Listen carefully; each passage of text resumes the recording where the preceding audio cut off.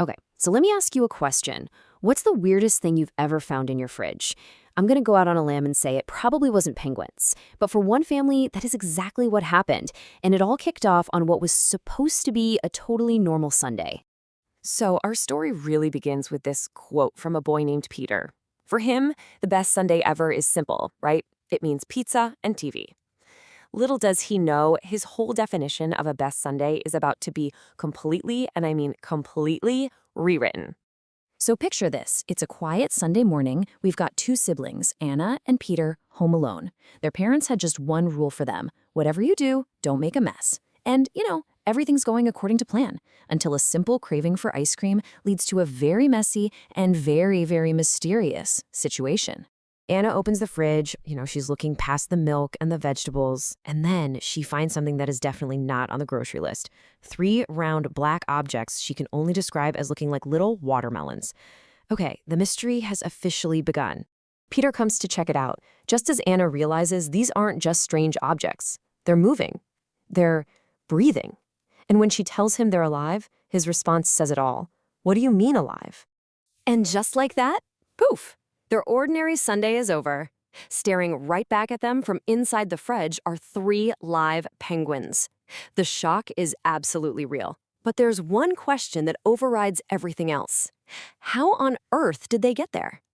What's remarkable is how quickly that shock just turns into pure curiosity. The kids find name tags on them and start observing their new house guests. There's Mikey, who is clearly the hungry one. Then there's Leo, the loud one, and finally Raphael, the clumsy one. These little personality traits are going to turn out to be way more important than they realize. So, with the initial shock wearing off, Anna and Peter realize they can't just leave three penguins in the fridge. Their question quickly shifts from, what is even happening, to, okay, what do we do now? It's time to make their new guests comfortable. The first problem, of course, is what to feed them. And this is where you really see the difference between our two siblings. Peter, he goes with a simple, if kind of flawed logic. Everybody likes pizza.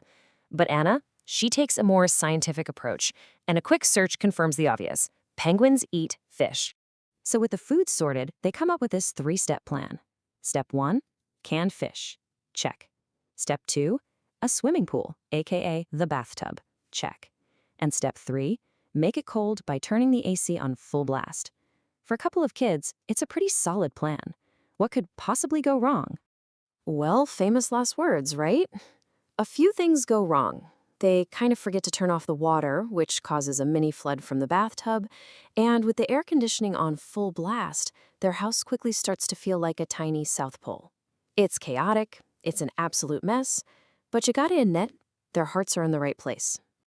Now, just imagine the parents' surprise when they walk into a freezing cold, partially flooded house filled with actual penguins. Before they can even begin to ask questions, the TV provides the answer. A news report comes on and explains that three rescued penguins went missing after a transport accident, right there in their neighborhood. And suddenly, all the chaos starts to make a little bit of sense. So the family immediately calls the rescue team, but it's too late for a pickup tonight, which can only mean one thing. Penguin sleepover. Yep, Mikey, Leo, and Raphael get to spend one more night, this time as official house guests, with a very strict no more floods rule, I'm sure. So just when you think the story has peaked, the next morning arrives with a brand new crisis. This adventure is not over yet. In fact, it is about to get even bigger. Anna wakes up to a pretty terrifying discovery. The penguins are gone. They've just vanished from the living room. Total panic sets in as they search the house, only to find the back door wide open. So they go outside and they find a series of clues. They can see the penguins' webbed footprints pretty clearly, but they're not alone. Alongside them is another set of tracks, and these are much, much bigger. It looks like the penguins had a visitor. So what do? The whole family decides to follow the trail. The penguin prints and these mysterious large prints lead them away from their house and straight towards the community swimming pool. The suspense is building. What are they going to find there? And there they are. The penguins are safe, but they are not alone. There's a huge seal in the pool with them, another escapee from that transport truck. It seems the seal is just as scared as the penguins are, and the whole situation has gone from just strange to completely wild. The family immediately springs into action. They remember Mikey is always hungry, so they use fish to lure him and the other penguins away, creating a distraction. This gives them the chance to guide the seal to the shallow end and safely contain it. And in the middle of all this chaos, even clumsy Raphael becomes a hero, diving down to get the mom's lost bracelet from the bottom of the pool. So with both the penguins and the seal now safe and sound, the climax is over. The rescue team is finally on its way, and now the family has to prepare for what might be the hardest part of this whole adventure. And this is that bittersweet moment. The kids, of course, have grown attached to these animals after their crazy day and night together, but they know they can't keep them. It is time to say goodbye. Their mom just sums up the whole experience perfectly with this key lesson. Sometimes loving an animal means helping it go back to the right place. It's not about possession, it's about compassion. True kindness means doing what's best for them, even when it's really hard to say goodbye. And they learn that it is okay to be sad, that sadness is just a sign of the real connection they formed.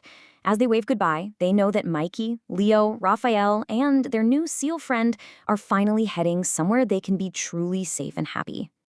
And that brings us to the end of this absolutely incredible Sunday adventure. It leaves me wondering, though, and while it probably wasn't a penguin, what's the most unexpected thing you've ever stumbled upon in your own home?